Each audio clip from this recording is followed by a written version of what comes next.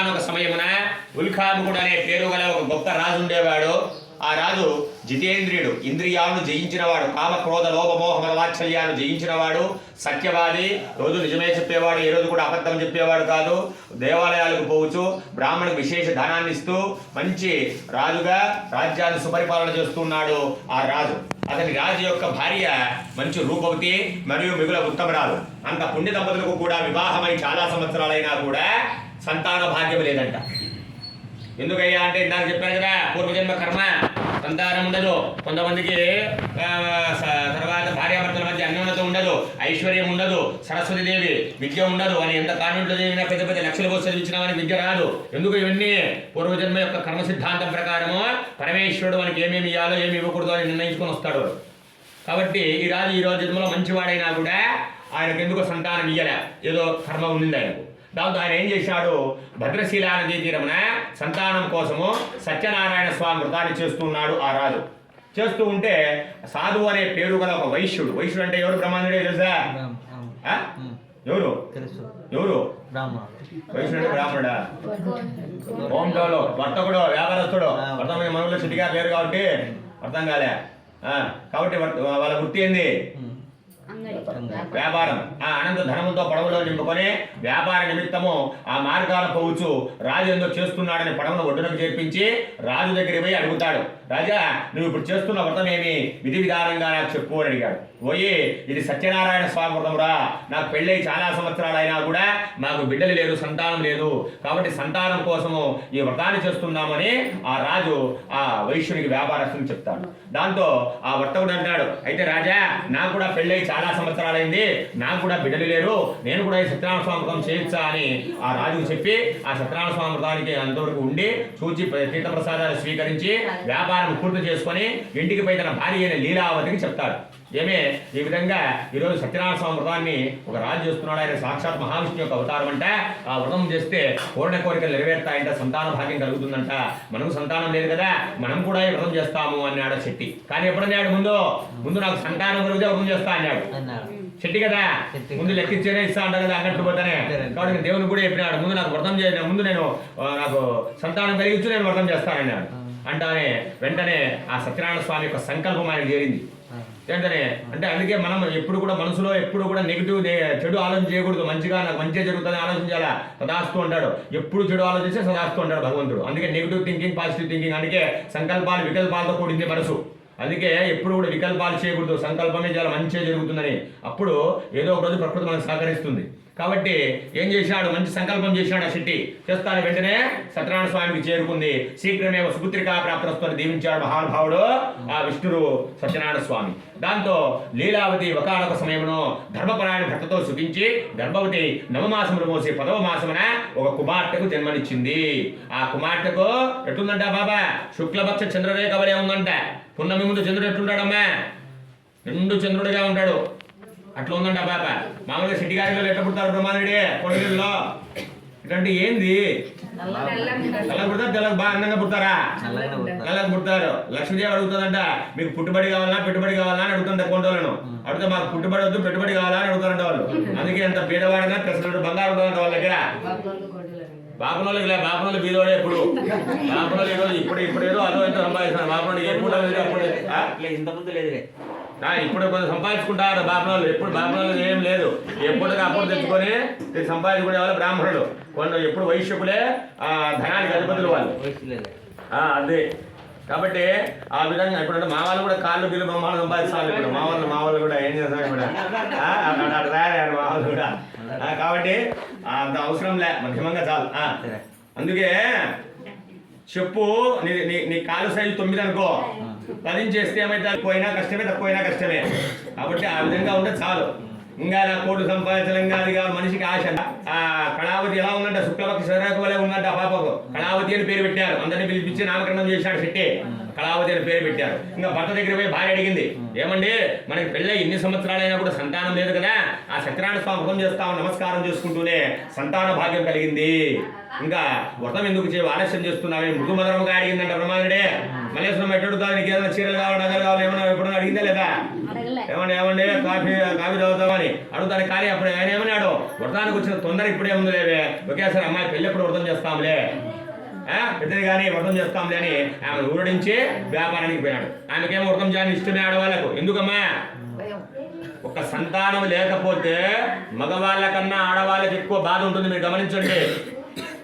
ఆ మగవాళ్ళు దుడుపుకొని పోతుంటారు, సంతానం మీద పట్టించుకోరు. కానీ నాకు సంతానం లేదు, ఒక పేరెంట్ ఆడికి పోయినా, ఒక యాడికన్నా శుభకార్యానికి పోయినా నాకు సంతానం లేదని ఆడవాళ్ళని ఎక్కువ మనకు అంటూ ఉంటారు. ఎందుకు?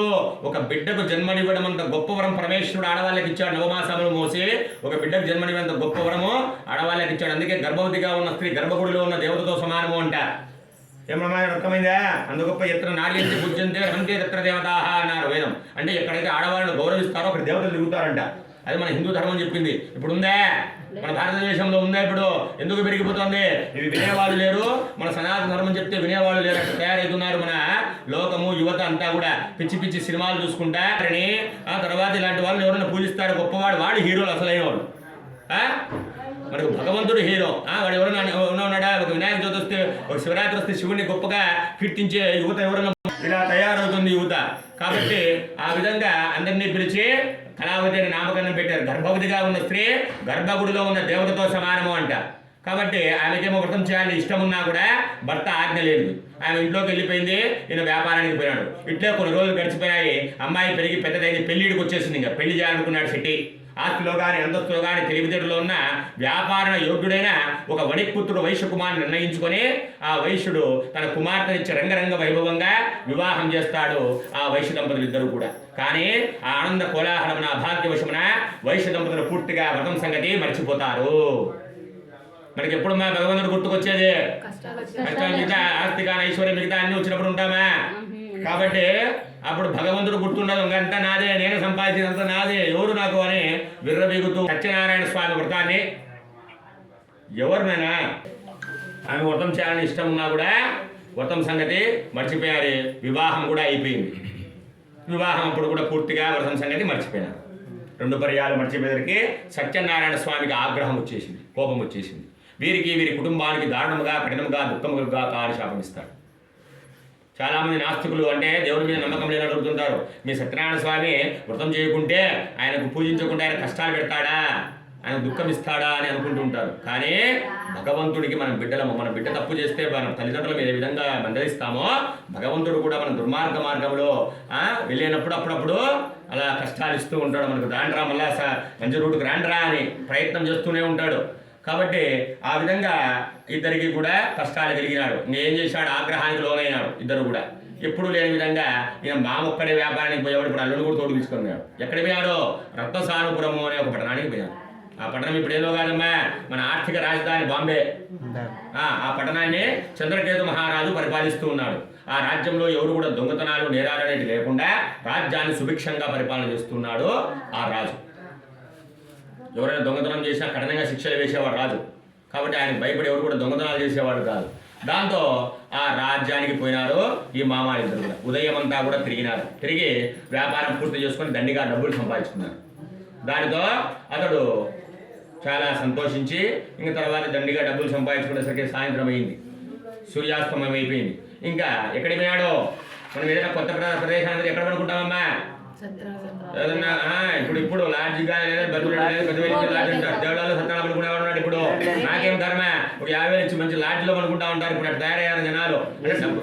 ఏసీ లాడ్జ్ ఉండాలి మాకు, మామూలు మనకి.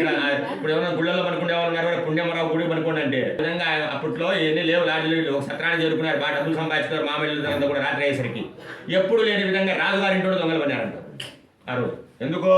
ఆ మహావిష్ణు యొక్క మాయ.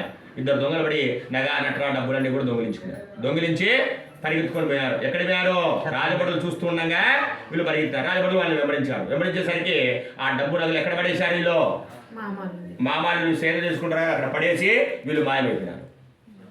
రాజభటులు అక్కడ వచ్చేటప్పటికి ఆ నగలు డబ్బులు అక్కడ ఉండడం చూసి వీళ్ళే దొంగలమని కలిసి వాళ్ళని పట్టుకొని రాజు దగ్గర స్వాధీనపరుస్తారు. నగల డబ్బులన్నీ తీసుకొని పోయేటప్పటికి రాజు ముందర స్వాధీనపడి, రాజా మరి రాత్రి మన ఇంట్లో దొంగలు ఉన్నారు కదా, ఉదయాన్నే పట్టుకున్నాం మీద మన డబ్బు నగలని రాజు ముందర స్వాధీనపరుస్తాం. పడిచేసరికి రాజు విచారణ కూడా చేయలే. విచారణ ఎప్పుడు చేస్తాడు తెలుసా? మీరు దొంగలా కాదా అని రుజువు కానప్పుడు విచారణ చేస్తారు. ప్రత్యక్షంగా రాజుగారు మన డబ్బు మనం కనుక్కున్నా కదా, నా బంగారు నగలు ఆడలు మీరు కనుక్కుంటారు లేదమ్మా, ఇది నా చేను నా ఆహారం అని. ఇంకా రాజు కూడా తన నగలన్నీ కనుక్కున్నాడు. కనుక్కునేసరికి ప్రత్యక్షంగా చూశాడు. ఇంకా ఇదేమంటారా వీడి దొంగతనం చేశాడరా, వీళ్ళని చూసుకొని మరికొంతమంది దొంగలు తయారవుతారని ఆ రాజు ఆ డబ్బుతో పాటు వీళ్ళు వ్యాపారాన్ని సంపాదించుకున్న డబ్బు కూడా ఏడాది నుంచి దొంగతనం ఉంటుంది, ఇది మన ధనాగారంలో చేర్పించారని ఇద్దరిని కూడా చెరసాల్లో బంధించేస్తాం. వారిద్దరు కూడా కుయ్యోమయ్యో రాజా, మేము దొంగలం కాదయ్యా, మేము వ్యాపారస్తులని ఎన్ని విధాలుగా ప్రార్థించినా కూడా వారి మాట విని వారెవరూ లేరు. పైగా చంద్రకేతు మహారాజు ఆ డబ్బును కూడా మన ధనాలను చెప్పి ఇద్దరిని కూడా చెరసాల్లో బంధం చేస్తాం. ఎంత విధాలుగా ప్రార్థించినా కూడా సత్యనారాయణ యొక్క మాయ వల్ల వారు మాట వినివారు. రాజా మేము దొంగలం కాదు, ఉదయమంతా మేము వ్యాపారం చేసినాము అని ఎన్ని విధాలుగా ప్రార్థించినా కూడా వారి మాట వినలేదు. ఇంక ఇంట్లో పరిస్థితి ఏమవుతుంది? మొత్తం దొంగలు పడి నగ నట్ల డబ్బు అంతా కూడా ఊడ్చుకొని పోతారు. లీలావతికి రోగం వచ్చి మంచాన పడిపోతుంది. భార్య కుమార్తె అయిన కళావతి ఇంకా దరిద్రం ఉంది, ఇంకా సమయానికి మీద ఉండాలి కదా, ఇంటింటికి తిరిగి బెచ్చబెత్తుకొని తన పొట్ట పోసుకుంటూ జీవనాన్ని సాగిస్తుంది కళావతి. ఇట్లే ఆకలితో ఒక బ్రాహ్మణుడి ఇంటికి వెళ్తుంది కళావతి. వెళ్ళేటప్పటికి అక్కడ బ్రాహ్మణి ఇంట్లో సత్యనారాయణ స్వామి వ్రతాన్ని చేస్తూ ఉన్నారు. కానీ ఆమె ఆ వ్రతమైనాక ఇంత భిక్ష పెడతారని ఆమె కాచుకోనుంది. అంతే కదా, ఇప్పుడు మనం ఏదైనా వస్తే మిచ్చికాలు వస్తుంటారు వీళ్ళ దగ్గరికి, అట్లా ఇక్కడికి పిల్లల దగ్గరికి అయిపోయినా ఇంత పెట్టారు. న్యాయం కూడా అట్లా కాచుకొని చూడు ఎంత దరిద్రం వచ్చిందో, అంతగా ఐశ్వర్యం ఉన్న కుటుంబము, అందుకే ఆడిన మాట తప్పకూడదు అని చెప్తున్నారు వేదం. నేను నీకు అయ్యి చేస్తా, ఎవరికైనా మామూలుగా చెప్తాను నీకు అయ్యిచ్చా ఇచ్చా అంటుంటారు చాలా మంది. ఒక్కసారి మాట రానంత వరకు అది నీకు బానిస, వచ్చిందంటే దానికి నువ్వు బానిస. కాబట్టి ఆ విధంగా వాళ్ళ కష్టాలు చూడు. ఆకలితో కళావతి ఒక బ్రాహ్మణి ఇంటికి వెళ్తుంది. వెళ్ళేటప్పటికి అక్కడ సత్యనారాయణ స్వామి వ్రతం చేస్తుంటే కాచుకోండి. కానీ ఎప్పుడైతే వ్రతం ప్రారంభమైందో, ఎప్పుడైతే పూజ ప్రారంభమైందో పూర్తిగా తన ఆకలి మర్చిపోయింది. పూర్తిగా వ్రతం మీద నిమగ్నం పెట్టేసింది ఆ కళావతి. ఆ వ్రతం అగునంత వరకు ఉండి చూచి తీర్థప్రసాదాలు స్వీకరించి భోంచేసి ఆలస్యంగా వస్తుంది. ఆ రోజు వచ్చేటప్పటికి ఇంట్లో తల్లి కంగారుగా ఎదురు చూస్తూ ఉంది. అంతే కదమ్మా, మన కాలేజీకో తర్వాత స్కూల్కో మన ఆడపిల్ల వెళ్తే మనం భయంతో చూస్తుంటాం లేదా, ఇంకా రాలేదు ఆడబిడ్డ, నేను కూడా ఎదురు చూస్తాను కూతురు కోసం. వచ్చేటప్పటికి కూతుర్ని కౌలించుకొని ఏడుస్తుంది. అమ్మా రోజు తొందరగా వస్తా అంటివే, ఈరోజు ఎందుకు ఇంత ఆలస్యమైంది, ఏం నీ మనసులో ఏం కోరిక చెప్పు తల్లి అని అడుగుతుంది. అడిగితే ఏం లేదమ్మా, ఈరోజు ఆకలితో ఒక బ్రాహ్మణి ఇంటికి వెళ్తే అక్కడ అదేదో సత్యనారాయణ స్వామి వ్రతం అంట, ఆ వ్రతము చేస్తే కష్టాలు దుఃఖాలు తొలగిపోతాయంట, మనం కూడా వ్రతం చేస్తాం, నా భర్త మా నాన్న ఎక్కడున్నా తిరిగి వస్తారేమో, కాబట్టి ఆయన వేడుకుందామని అడుగుతుంది. అప్పుడు గతమంతా కూడా గుర్తుకొస్తుంది ఎవరికి? తల్లికి. ఫ్లాష్ బ్యాక్ అంటాం కదా, ఏమ్మా అవునా కదా, ఫ్లాష్ బ్యాక్ అంటే తెలుసా? కాబట్టి అంతా గుర్తుకొచ్చింది. అట్లా అంటే అర్థమవుతాయి. కాబట్టి ఆ విధంగా అంతా కూడా గుర్తుకొచ్చేసింది తల్లికి. నిజమే తల్లి, నువ్వు పుట్టకపోవడం చాలా సంవత్సరాల కిందట మాకు సంతానం లేకుంటే వ్రతం చేస్తామని నమస్కారం చేసుకున్నాము, ఆ వ్రతం చేస్తానని మాట తప్పినాము జన్మించినా కూడా. తర్వాత పెళ్ళి ఎప్పుడన్నాము అప్పుడు కూడా సత్యనారాయణ స్వామిని మనము మర్చిపోయినాము, సరైన సమయంలో గుర్తు చేసినాము. ఎలాగైనా సరే రేపే వ్రతం చేస్తామని తల్లి కూతురు ఇద్దరు కూడా కూడబలుకొని రేపే వ్రతం చేస్తాము అని నమస్కారం చేసుకుంటారు. ఒక వ్రతం చేయాలన్నా, ఒక యాగం చేయాలన్నా, ఒక యజ్ఞం చేయాలన్నా, ఒక ఏదైనా దేవతా కార్యక్రమంలో పాల్గొనాలన్నా భార్యాభర్త ఇద్దరు ఉండాలి. అందుకే మిగతా వాళ్ళు ఏ ఆశ్రమంలో ఈ హోమాలు పూజలు చేయరు, ఒక గృహస్థాశ్రమ వివాహ ధర్మంలో ఉన్న వాళ్ళు మాత్రమే చేస్తారు. ఎందుకు? సతీ సమేతంగా చేయాలని లేదు. కానీ ఇద్దరికి భర్తలు ఉన్నారు ఇక్కడ, చేయడానికి లేరు. మళ్ళీ ఎట్లా చేస్తారో తెలుసా? కాబట్టి ఒకసారి రాముల వారు కూడా సీతమ్మ వారిని నిండు చూడాలని అడవిలో పంపిస్తాడు. ఒక చాకర మాట అందరికీ తెలిసిన కథే. అశ్వమేధ యాగం చేయాలా, రాజ్యం సుభిక్షంగా ఉండాలంటే రాజు అని కులగురు వశిష్టం అని చెప్తే, మన సీతమ్మ వారు లేదు కదా, ఎట్లా చేస్తాడు, రాముడు భార్య లేదు కదా అంటే, అప్పుడు లోకంలో జనాలంతా అసలు ఉచిత సలహాలు ఇచ్చేవాళ్ళు అప్పుడు కూడా ఉన్నారు. రెండో పెళ్లి చేసుకో రాముల వారిని సలహా ఇస్తాడు, చేసుకుంటాడని మహానుభావుడు, ఏకపత్ని వృతుడు. కాబట్టి ఆయన ఏం చేస్తాడు, ఒప్పుకోడు. దాంతో సీతమ్మ వారి యొక్క బంగారు బొమ్మను పక్కన కూర్చోబెట్టుకుని యాగాన్ని చేస్తాడు మహానుభావుడు. మనం రాముల వారి గురించి చెప్పుకుంటే పోతే ఎంత ఉందంటే అద్భుతము. మహానుభావుడు మన లోకానికి ఆదర్శ పురుషుడు, ఆయన హీరోగా చేసుకొని మన యువత అంతా ఆదర్శం చేసుకోవాలా. రాముల వారు మనకు కథాన హీరో. ఇప్పుడు చెత్త హీరోలందరినీ ఫ్లెక్సీలు వేసుకుంటా బొమ్మలు వేసుకుంటే జీవన్ముక్తి.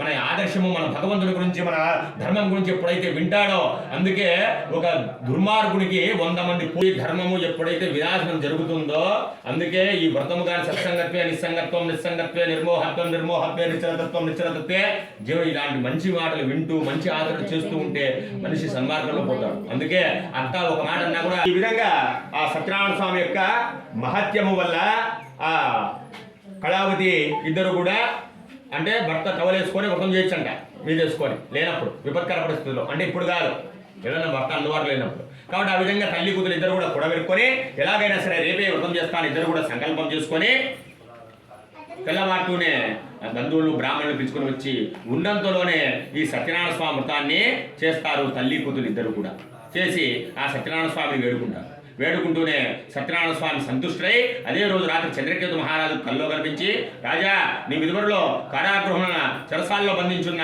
ఆ వర్తకులిద్దరినీ కూడా ఉదయాన్నే వదిలిపెట్టుము, వాటి డబ్బంతా వాళ్ళు తిరిగిచ్చేయి, అట్లా చేయలేదనుకో నిన్ను నీ రాజ్యాన్ని నాశనం చేస్తానని జాగ్రత్త అని చెప్పి మాయమైపోతాం. తెల్లవారుతూనే రాజు ఒక పెద్ద సభను ఏర్పాటు చేసి రాత్రి తనకు వచ్చిన కళను సభలోని వాళ్ళందరికీ కూడా తెలియపరిచి వాళ్ళిద్దరినీ కూడా వెంటనే విడుదల చేసుకొని పిలుచుకొని రాడని బడులకు ఆజ్ఞాపం చేస్తారు. బడులు పరుగున పోయి ఆ చెరసాలలో ఉన్న మామాలిద్దరిని కూడా విడుదల చేసుకొని పిలుచుకొని వస్తారు. వచ్చేటప్పటికి ఆ సభను చూసేసరికి మామాలిద్దరు కూడా భయకంపితులై ఉన్నారు. ఎందుకు రాజు ఎందుకు పిలిపించాడరా, మనల్ని చంపడానికి ఏమైనా పిలిపించాడేమో, ఇన్నాళ్ళకు మనం చేయనేయడానికి అనే భయకంపితులు కాలు చేతులు వణుకుతున్నాయి. రాజు వాళ్ళ భయాన్ని గమనించి, భయపడకండి, దైవ ప్రాతిపదికల వల్ల మీకు మహాదుఃఖం సంభవించినది, అయితే మీకు ఇక భయం లేదని వాళ్ళకు సంఖ్యలు తీయించి క్షుర కర్మాధికం గల విలువ గల వస్త్రాలు, క్షురము అంటే ఏంది మా తెలుసా అమ్మా, ఐబ్రోస్ బ్యూటీ పార్లర్లో ఇవన్నీ అంటే తెలుసా ఇప్పుడు న్యూట్కో ఏమ్మా, బ్యూటీ పార్లర్ అంటే తెలుసా, అది కూడా తెలుసు, బ్రహ్మాండం తెలుసు. మంగళుడని వాళ్ళకి ఇన్నాళ్ళు జుట్టంతా పెరిగిపోయింది కదా, ఇన్ని సంవత్సరాలు జైల్లో వేసేసరికి వాళ్ళని పిలిచి బ్రహ్మాండంగా క్షౌరం చేయించి పన్నిటి స్నానాలు చేయించి విందులు వినోదాలు రాజమర్యాదలు వారి బంగారు ఆభరణాలు వజ్ర వైఢూర్యాలు మరియు వారిని స్వాధీనం చేసుకున్న ధనానికి 2 డబ్బు ఇచ్చి ఆ నగా నటరాన్ని కూడా పడవలో నింపి సాధారణంగా మీ ఇంటికి వెళ్ళండి అని రాజు వారిద్దరిని కూడా కుడబలికి చెప్పేస్తారు. రాజుకి వాళ్ళిద్దరు నమస్కారం చేసుకొని బయలుదేరుతారు. ఇది తృతీయోధ్యాయ ప్రసమాప్త.